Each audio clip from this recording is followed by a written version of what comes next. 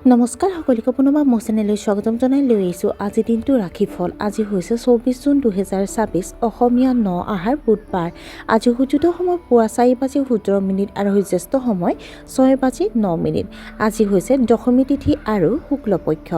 আজি দিনটো প্ৰথম ৰাশি হ'ল মেষ ৰাশি। আপুনি সহজেই লক্ষ্যত উপনীত হ'ব পাৰিব। আপুনি শক্তিৰে প্ৰতিকূল পৰিস্থিতিৰ সন্মুখীন হ'ব। অসুস্থসকলৰ স্বাস্থ্যৰ উন্নতি হ'ব। আপোনাৰ বাকী থকা চৰকাৰী সম্পৰ্কীয় কাম আজিয়ে সমাধান হ'ব পাৰে। আপোনাৰ কৰ্মদক্ষতা বৃদ্ধি পাব।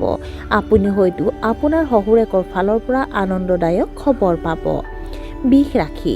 চৰকাৰী বিষয়াৰ বিভাগীয় বদলি হ'ব পাৰে। অনৈতিক কামৰ পৰা আঁতৰি থাকিব লাগে। উচ্চপদস্থ বিষয়াৰ সৈতে আপোনাৰ সম্পৰ্ক আন্তৰিক হ'ব।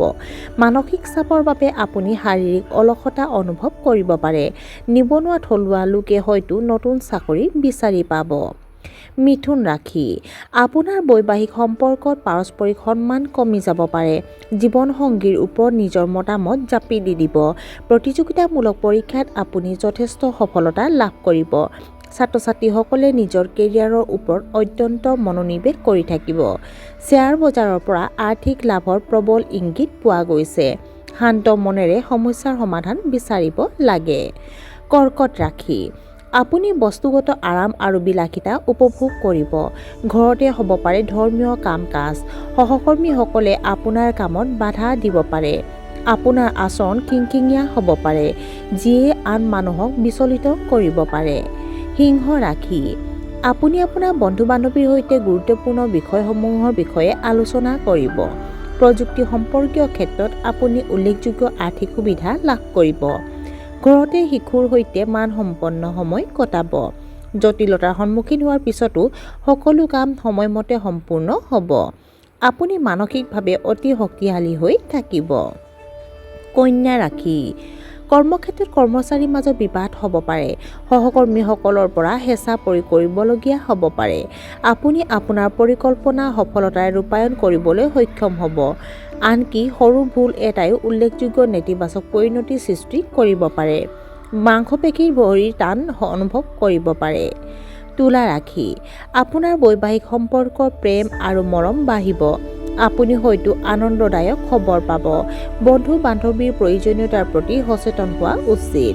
আপোনাৰ দায়িত্ব সহজে পালন কৰিব পাৰিব। নিজৰ কামৰ প্ৰতি সমৰ্পিততাই সফলতা লাভ কৰিব। আপুনি আপোনাৰ সামৰ্থ্যৰ দক্ষতাৰে ব্যৱহাৰ কৰিব। বৃশ্চিক ৰাশি। আজি আপোনাৰ স্বাস্থ্য কিছু দুৰ্বল হৈ পৰিব পাৰে। ছাত্ৰ-ছাত্ৰীসকলে অধিক কষ্ট কৰিব লাগিব। কঠোৰ পৰিশ্ৰমৰ ফলত সন্তোষজনক ফলাফল পোৱাত অসুবিধা হ'ব। যদি আপুনি তাৎক্ষণিক লাভৰ আশা কৰে তেন্তে আপুনি হতাশ হ'ব পাৰে। আইনী বিবাদত লিপ্ত হ'ব পাৰে। ধনু ৰাশি। নতুন ব্যৱসায়িক চুক্তিৰ দ্বাৰা আপুনি লাভৱান হ'ব। আপোনাৰ পৰিয়ালৰ সদস্যসকল আপোনাৰ ওপৰত অতিশয় সন্তুষ্ট হ'ব। লেখা সম্পৰ্কীয় কামৰ লগত জড়িতসকলৰ বাবে দিনটো উৎকৃষ্ট। আপুনি হয়তো আপোনাৰ অতীতৰ ভুলবোৰ শুধৰাবলৈ চেষ্টা কৰিব। আপুনি সামাজিক কাম-কাজত ব্যস্ত হৈ থাকিবলৈ সাজু হৈছে। আপোনাৰ সন্তানৰ সহায়ৰ পৰা আপুনি লাভৱান হ'ব। আপুনি আৰ্থিকভাৱে সুৰক্ষিত হৈ থাকিব।